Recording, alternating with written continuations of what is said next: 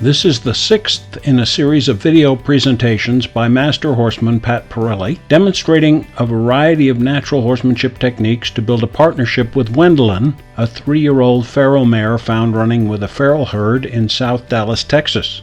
Parelli Foundation grants help address the growing needs of equine rescue organizations to find ways to better prepare rescued horses for successful adoptions. In this episode, Pat talks about the 7 keys to success and what to do when a horse freezes. So now what she needs now is a little bit of, it's okay to move over here. Watch how we ask this front end to move. Good girl. But you got to move it over a little more.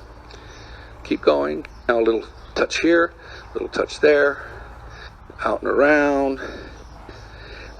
What most people do, they think that they're going to go up and be able to touch the horse and get some. You'll get somewhere, but not very far. It isn't until these things make sense to her, when she starts realizing that that actually means something. Now when I put a little feel here and I put some pressure back here, okay, a little feel here and some pressure back there, a little feel here, and can you see how I'm actually taking the feel back this way? Okay, so all these things, the angle and the dangle, are what make the difference to the horse. I wrote a book, 1990, it came out in 1990, I think I started it in 88, called Natural Horsemanship, Western Horseman Helped Me, and it had 6 keys: attitude, knowledge, tools, techniques, time, and imagination. And attitude will lead you to the knowledge. Attitude and knowledge will lead you to the tools that are going to be effective, and also the tools that you wouldn't use. Okay? It's not just the tools I would use, it's the tools I wouldn't use. And then the techniques with those tools. Retreat and approach rather than approach and retreat. Different lengths, this is a different thickness. This is a whole different feel. Sometimes I put a flag on it, sometimes I put a string on it, sometimes I put nothing on it. Attitude, knowledge, tools, techniques. The different techniques. By the way, you have to be totally ambidextrous in order to be good with horses. The time and the timing is so important.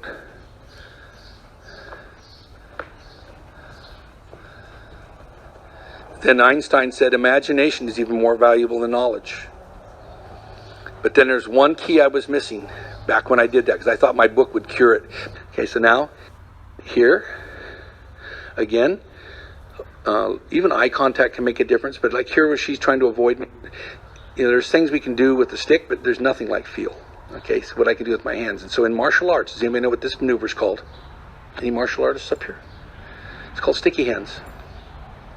See how my hand, she's trying to get away, but my hand just follows it. It's called sticky hands. It's like, oh, I'm touching her tongue. Isn't that amazing? And she's starting to go like that. Okay, she's starting to see and feel. Okay.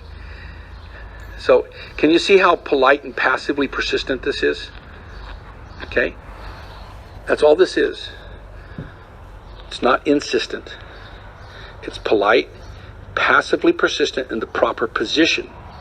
But that perspective takes patience from process to product, principle to purpose. The promise that Pat plans to prove is that practice doesn't make perfect, only perfect practice makes perfect, but all practice makes permanent. And isn't it peculiar these poor prey animals perceive us people as predators and not partners?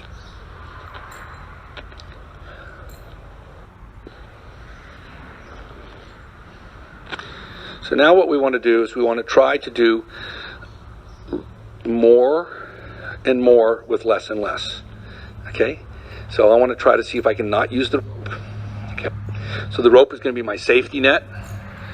There we go. So I'm watching here and I'm seeing like little ripples in her skin there. Those are just signs of cortisol. Again, the same thing whenever I see the head going up or awareness or those things. But the more she gets hooked on the dopamine, the more she'll get to where she's doesn't like that feeling that she's got right now. And I can always step on the rope, quarters away. I used to have to do everything in a round corral. That a girl. Okay. That a girl. Is she following me a little bit? Okay.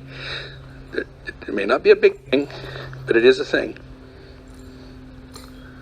Let's put a little pressure back there. So that not everything means get out of here. But the friendly game is to prove that you're his friend by doing whatever it takes to gain his confidence. Whatever it takes. It doesn't matter. It's whatever it takes to gain the confidence. Okay?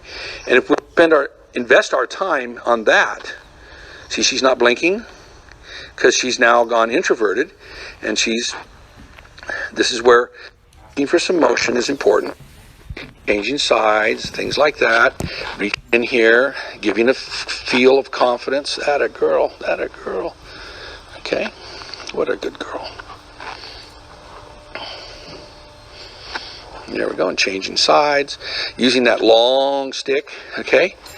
I mean, there's a lot of other things we can do, and we're going to do some of those things here. In the next episode, Pat will discuss drift and teeter and getting friendly with the leg. Here's a list of the remaining topics in this series.